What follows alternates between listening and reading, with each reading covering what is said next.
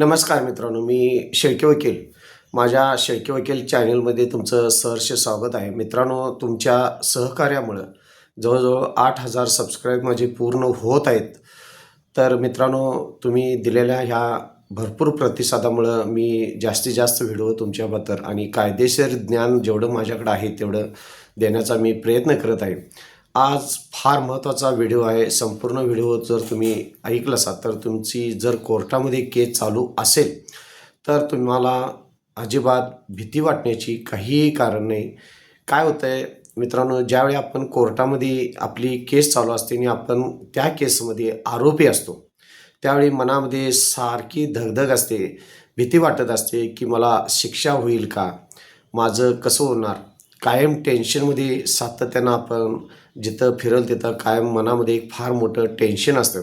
आणि जर तुमच्याकडून कुठला अपराध घडलेला असेल किंवा तुम्ही एखाद्याचे चेकचे पैसे द्यायचे असतील तर मनामध्ये सातत्यानं फार मोठी भीती निर्माण झालेली असते आणि उठता बसता झोपताना आपली झोप पूर्ण गेलेली असते. आणि सातत्यानं जसं तुम्हाला टेन्शन असतं तसं घरातल्या व्यक्तींच्यावर कुटुंबावर ते टेन्शन असतं आणि त्या टेन्शनमध्ये आपण फार भीती घेऊन जीवन हे जगत असतो. तर आजच्या व्हिडिओचा फार तुम्हाला मित्रांनो उपयोग होणार आहे. जीवनामध्ये जीवन जगत असताना सगळीच माणसं प्रामाणिक असतात असं नाही. काही अनावधानं गुन्हा घडत असतो किंवा अशी काही अपरिहार्य घटना आपल्याबाबत होते की कोर्टाची पायरी चढावी लागत असते आणि त्यामध्ये भीती, टेन्शन ह्या गोष्टी येत असतात. कारण सर्वसामान्य नागरिकांना किंवा व्यक्तींना कोर्टाची पायरी ही माहीत नसते आणि त्यातून जर तो व्यक्ती आरोपी जर असेल तर मनामध्ये फार मोठी भीती असते की मला ह्या केसमध्ये शिक्षा होणार का, माझे समजा पैसे कोण द्यायचं असेल तर फिर्यादी असेल तर त्याला वाटते की माझे पैसे बुडणार का, माझ्या विरोधात अनेक लोक आहेत, माझं लोकांना बघवत नाही आणि जर मला शिक्षा झाली तर माझा समाजामध्ये मान सन्मान काय राहणार का. काही मुली असतात ज्या डिवोच्या DVच्या 408 केसेस टाकतात. त्यामध्ये त्यांना भीती असते की माझ्या संसाराचं पुढं कसं होणार, आपलं आयुष्य कसं जाणार. मुलं असतात, काही प्रामाणिक मुलं असतात, त्यांना पण त्रास झालेला असतो, त्यांना पण भीती असते की जर पत्नीनं केस टाकली आणि जर माझ्या आयुष्याचं काय वाईट झालं तर माझं कसं होणार, माझ्या आईवडिलांचं कसं होणार.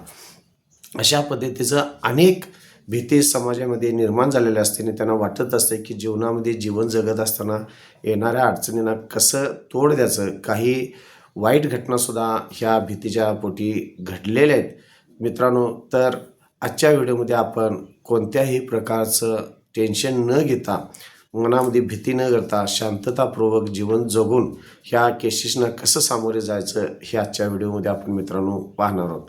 आता समजा तुमच्या वकिलानं तुम्हाला काही गोष्टी सांगितल्या की तुम्ही ज्यावेळी कोर्टामध्ये केस दाखल करताना एखाद्या वकिलाकडे केस देत असता त्यावेळी तुमच्या वकिलानं तुम्हाला असं सांगितलं की तुमच्या केसमध्ये पाहूया, तो आधी वकीलपत्र घालूया, त्यानंतर 50% चान्सेस आहेत, 50% चान्सेस नाही आहे तुमच्या केसला, तुम्हाला शिक्षा पण होऊ शकते किंवा दंड पण होऊ शकतो. अशा पद्धतीनं जर भीतीयुक्त वातावरण तुमच्या जीवनामध्ये असेल किंवा केसमध्ये असेल तर काही गोष्टी तुम्ही सातत्यानं काळजीपूर्वक पाहणं गरजेचं आहे.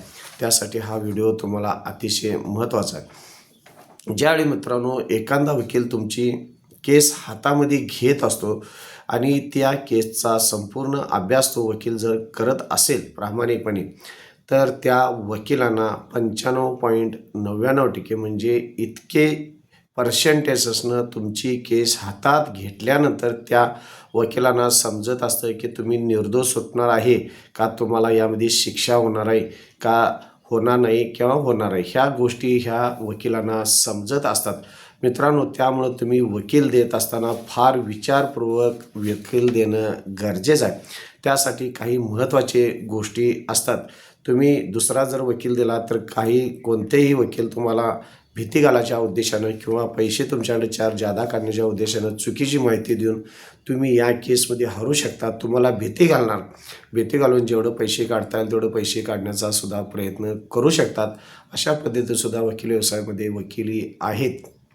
पण जे काही प्रामाणिक चांगले वकील आहेत ते तुम्हाला केस कोणत्या पद्धतीने तुमची चालणार हे सुद्धा असे सुद्धा अनेक भरपूर वकील चांगले आहेत. त्यामुळं तुम्ही सगळ्याच वकिलांना एका माळेचे मणी पकडू नका.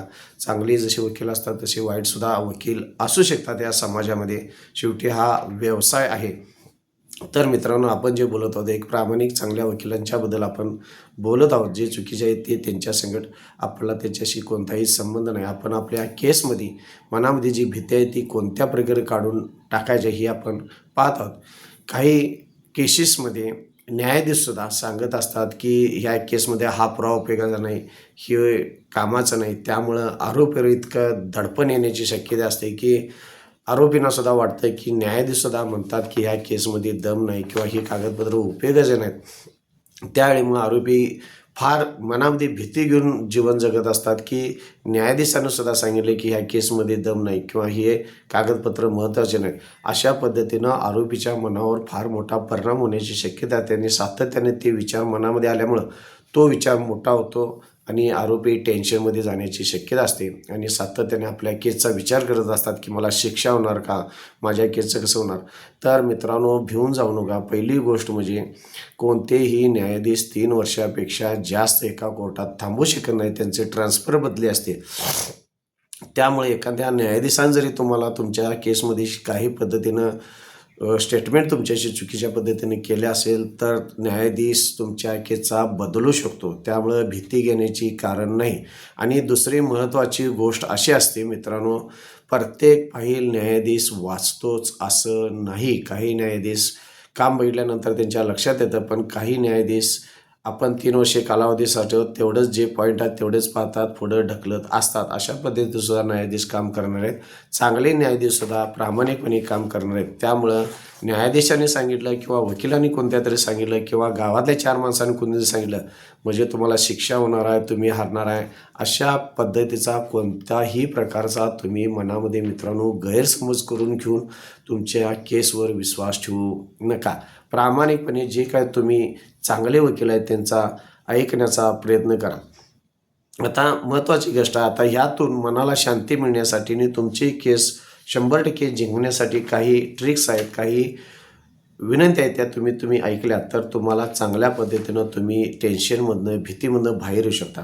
महत्त्वाची गोष्ट एक मित्रांनो करा, तुमची ज्या वकिलाकडे आता केस आहे आणि तुम्हाला वाटत आहे की मी केस हारणार आहे, मला शिक्षा होणार आहे, माझं पैसे बुडणार आहेत किंवा अनेक प्रकारचं तुम्हाला जे काही टेन्शन असेल त्या टेन्शनमध्ये बाहेर येण्यासाठी तुम्ही एक काम करा मित्रांनो, तुमची ज्या वकिलाकडे फाईल आहे त्या फाईलीचे तुम्ही परत सगळी कागदपत्र सुरुवातीपासून शेवटपर्यंत जे काही चार्जेस शीट असेल किंवा जे काही रेकॉर्ड असेल तुमच्या कामाशी रिलेटेड असेल, साक्षीदार असेल, पंच असतील, जे काही कोण असतील सगळ्यांची जबाब असते, त्याला फेरिस्त म्हटलं जातं. जे काही टोटल सगळं तुमचं केसशी संदर्भात जी कागदं आहेत त्या संपूर्ण कागदाची तुम्ही काय करा, 3 सेट तयार करा.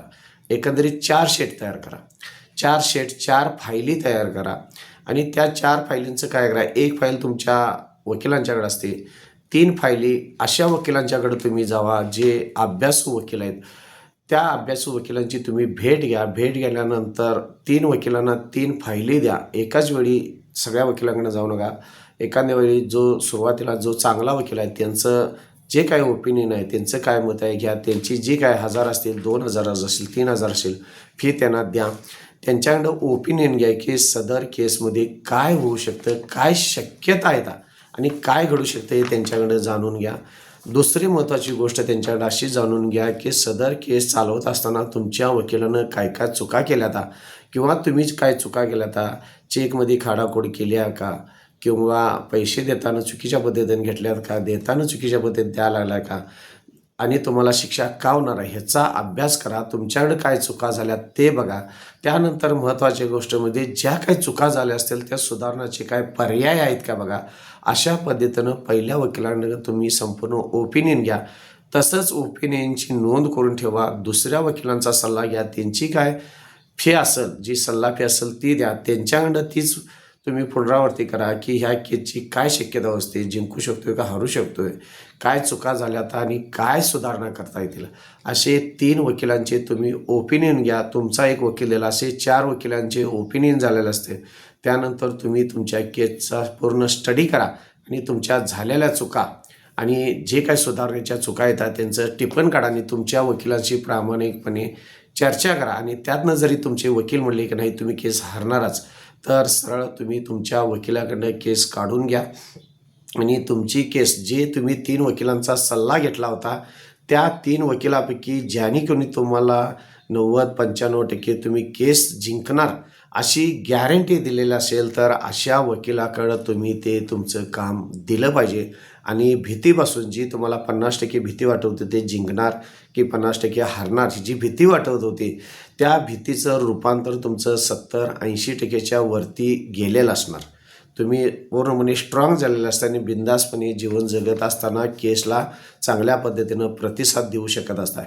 किंवा तुमच्या मनामध्ये जर एकदा भीती निर्माण झाली तर तुमच्याकडं अनेक चुका साक्ष देत असताना, उलट तपास होत असताना अनेक चुका होण्याच्या शक्यता असतात. त्यामुळं मित्रांनो तुम्ही भीती मनामध्ये बाळगू नका. तुम्ही जरी आरोपी असाल तर चांगल्या पद्धतीनं तुम्ही तुमच्या केसला प्रामाणिकपणे कसं सामोरं जायचं हे तुम्ही तुमच्या मनाला आधी स्ट्रॉंगपणे ठरवलं पाहिजे. तरच तुम्ही तुमच्या केसमध्ये स्ट्रॉंगपणे उभा राहू शकत असता. महत्त्वाची गोष्ट म्हणजे जे काय तुमच्या बाजूनं सांगितलं असेल त्याप्रमाणे काम करण्याचा प्रयत्न करा आणि तुम्ही ज्या टेन्शनमध्ये आहे त्या टेन्शनमधून आधी बाहेर येण्याचा प्रयत्न करा. तुम्ही 100% प्रामाणिक असाल तर प्रामाणिकपणे तुम्ही केस जिंकू शकता. त्यानंतर जर तुम्ही 100% सगळ्याच वकिलांनी तुम्हाला सांगितलं केस हारणार असाल, तर तुम्ही जास्त वेळ केस चालल्यानंतर कदाचित पुढची पार्टी तुम्ही जास्तीत जास्त वेळ लागल्यामुळं येऊ शकणार नाही असं सुद्धा होऊ शकतो. किंवा तुम्ही कॉम्प्रोमाइजचे काही निर्णय घेऊ शकता. कॉम्प्रोमाइजसुद्धा तुमच्या केसमध्ये होऊ शकते. 2 पावलं पाठीमागून कॉम्प्रोमाइज करू शकता. तिसरी महत्त्वाची गोष्ट म्हणजे तुम्ही अपीलमध्ये जाऊ शकता. मग त्यामध्ये जिल्हा कोर्ट आहे, सुप्रीम कोर्ट आहे, हायकोर्ट आहे. इथं तर तुम्ही अपीलमध्ये सुद्धा जाऊ शकता. मग शक्यतो तुम्हाला जर हारण्याची जर गॅरंटी वकिलांनी दिली असेल तर शक्यतो 2 पावलं मागं येऊन तुम्ही जे काय कॉम्प्रोमाइज होईल ते करण्याचा प्रयत्न करा. समजा तुम्ही केस हारून जर तुमचे पैसे बुडणार असतील किंवा काही नुकसान होणार असेल तर जीवन संपलेलं नाही. जीवनात तुम्ही शाबूत असाल तर पैसे परत मिळवता येतात. जी काही गेलेली प्रॉपर्टी परत मिळवता येते. त्यामुळं तुम्ही मनामध्ये भीती निर्माण करून आयुष्य जगू नका. पैसे काय परत मिळवता येतील.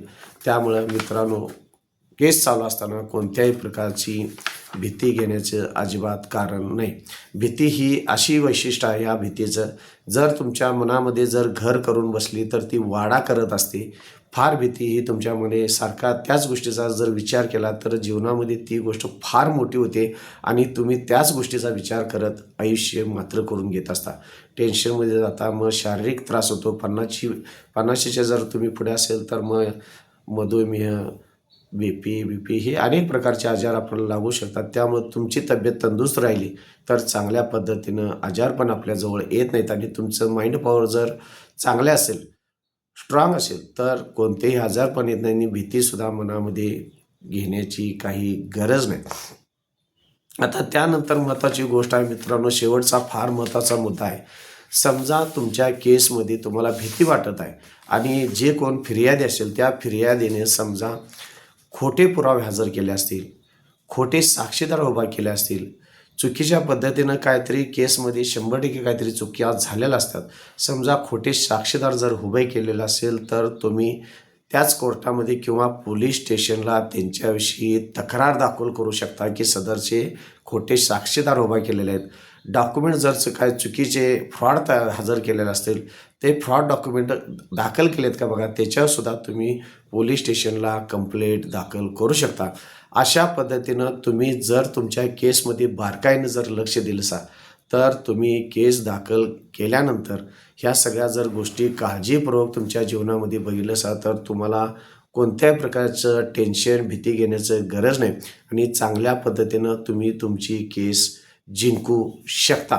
मित्रांनो, असेच माझे व्हिडिओ पाहण्यासाठी माझ्या चॅनलला सबस्क्राईब करा, लाईक करा, शेअर करा आणि जर तुम्हाला व्हिडिओ आवडलेला असेल तर कमेंटमध्ये मला तुम्ही कमेंट करून सांगा. धन्यवाद मित्रांनो.